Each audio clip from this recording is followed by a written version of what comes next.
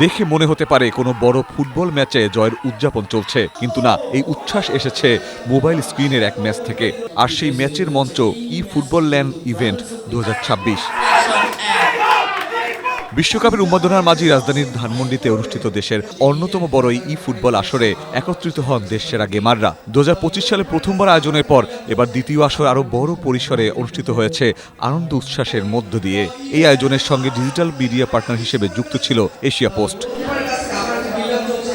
দেশে 205টি ক্লাব থেকে বাছাই শেষে মূল পর্বে জায়গা করে নেয় 48টি দল। বিশ্বকাপের আদলে সাজানো এই টুর্নামেন্টে শুরু থেকেই ছিল টান উত্তেজনা আর হাড্ডাহাড্ডি লড়াই।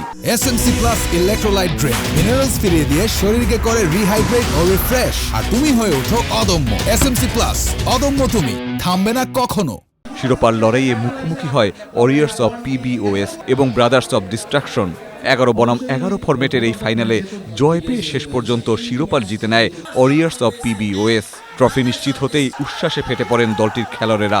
দীর্ঘ পথ পেরিয়ে চ্যাম্পিয়ন হওয়ার আনন্দে আবেগঘন প্রতিক্রিয়াও জানান তারা। এটা প্রত্যেকটা ম্যাচ রেজাল্ট আসলে প্রথম 5টা ম্যাচে আমাদের লিড এসে পড়ছে, অ্যান্ড আলহামদুলিল্লাহ ফাইনালি চ্যাম্পিয়ন। এটা ভাষায় প্রকাশ করার মতন। আমার রিসেন্টলি সার্জারি হয়েছে, আমি তাও সার্জারির মাথা চিন্তা করি না, আমি দৌড় দিয়ে জুতা ছিঁড়ে ফেলছি। অন্যদিকে আয়োজকরাও জানিয়েছেন শুধু একটি টুর্নামেন্ট আয়োজন নয়, বাংলাদেশের ফুটবল ও সামগ্রিক গেমিং ইন্ডাস্ট্রিকে আরও এগিয়ে নিতে নিয়মিত এমন প্রতিযোগিতা আয়োজনের পরিকল্পনা রয়েছে তাদের। এই জায়গাগুলোতে উদ্বুদ্ধ করতে পারতেছি, তো এটা আসলে আমাদের জন্য আরও আশার আলো যে আমরা ভবিষ্যতে এই কাজগুলো আরও এগিয়ে নিয়ে যেতে পারবো। সেক্ষেত্রে স্পোর্টসে যারা নীতি নির্ধারক এবং স্পন্সরশিপ যারা আছেন, তারা যদি এই বিষয়গুলো আরও ভালোভাবে সজাগ রাখেন, তাহলে এটা আমাদের তরুণ সমাজের জন্য আরও অনেক বেশি ভালো থাকে। তো আমি আশা করব আগামী 10 বছরে এই স্পোর্টসগুলোকে এবং স্পোর্টসগুলোকে সরকার থেকে একটা ভালো স্বীকৃতি আসবে, যার মাধ্যমে বাংলাদেশ স্পোর্টসকে ক্রীড়া এবং একটা জাতীয় খেলা হিসাবে মানুষ দেখবে।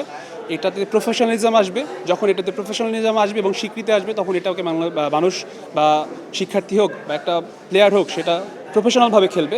জাস্ট এ বিগিনিং, এবং আমি ফিল করি যে আসলে যদি রাষ্ট্রীয় এবং বেসরকারি বিভিন্ন স্পন্সরশিপের পৃষ্ঠপোষকতা আমরা পাই, অবশ্যই আমাদের এই ছোট ছোট উদ্যোগ এর মাধ্যমে নতুন সব ট্যালেন্ট উঠে আসবে এবং সেটার মাধ্যমে আমরা আমাদের ওভারঅল স্পোর্টস ইন্ডাস্ট্রিকে নতুন একটা দুনিয়া নিয়ে যেতে পারবো। ফুটবল এখন আর শুধু একটি গেম নয়, বাংলাদেশেও এটি গড়ে তুলেছে বড় একটি প্রতিযোগিতামূলক কমিউনিটি। আর ফুটবল ল্যান্ড ইভেন্ট 2026 দেখিয়ে দিল দেশের স্পোর্টস এখন এগিয়ে যাচ্ছে নতুন উচ্চতায়। প্রয়োজন কেবল পৃষ্ঠপোষকতার। ইখতিয়ার বকুল, এশিয়া পোস্ট।